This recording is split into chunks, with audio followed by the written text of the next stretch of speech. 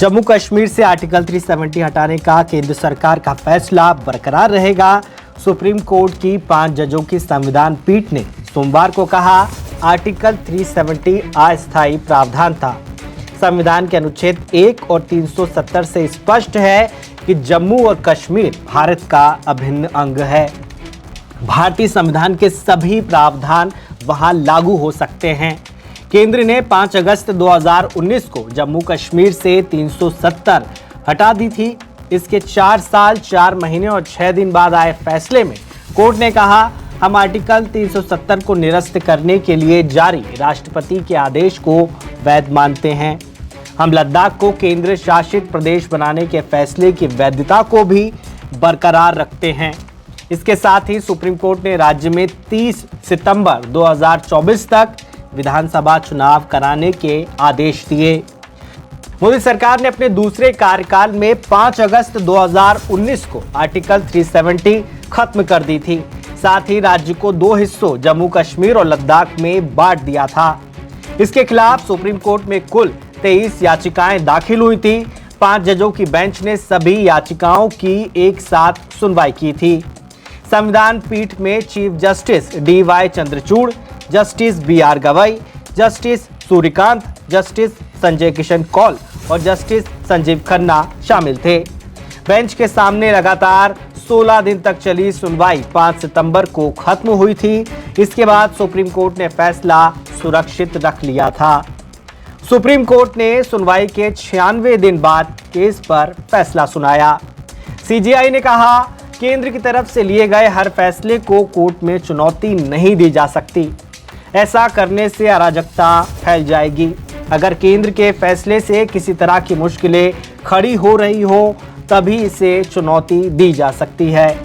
Supreme court ने याचिकाकर्ता की दलील खारिज कर दी कि राष्ट्रपति शासन के दौरान केंद्र ऐसा कोई फैसला नहीं ले सकता जिसमें बदलाव ना किया जा सके।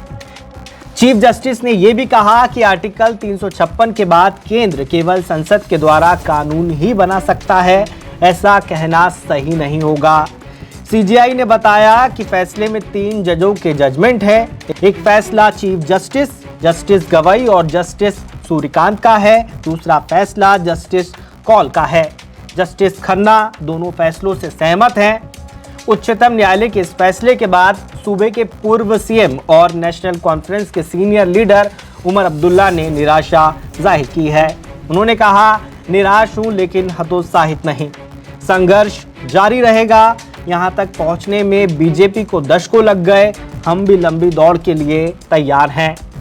इससे पहले रविवार को बारामूला में एक जनसभा को संबोधित करते हुए उन्होंने कहा था कि जम्मू कश्मीर में पार्टी की 370 को पुनर्बहाल करने की लड़ाई शांतिपूर्ण तरीके से जारी रहेगी। अनुच्छेद 370 को निरस्त करने की संवैधानिक वैधता पर सुप्रीम कोर्ट के फैसले से पहले ही वरिष्ठ वकील कपिल सिब्बल ने अपने एक्स हैंडल से किए एक पोस्ट में लिखा, कुछ लड़ाइयां हारने के लिए लड़ी जाती हैं।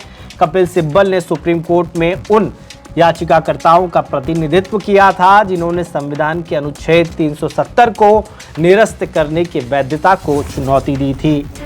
यह अनुच्छेद जम्मू कश्मीर को विशेष राज्य का दर्जा देता था, जिसे केंद्र सरकार ने 5 अगस्त 2019 को राष्ट्रपति के आदेश से निरस्त कर दिया था। वहीं सुप्रीम कोर्ट के फैसले को जम्मू कश्मीर के पूर्व CM गुलाम नबी आजाद ने निराशाजनक बताया।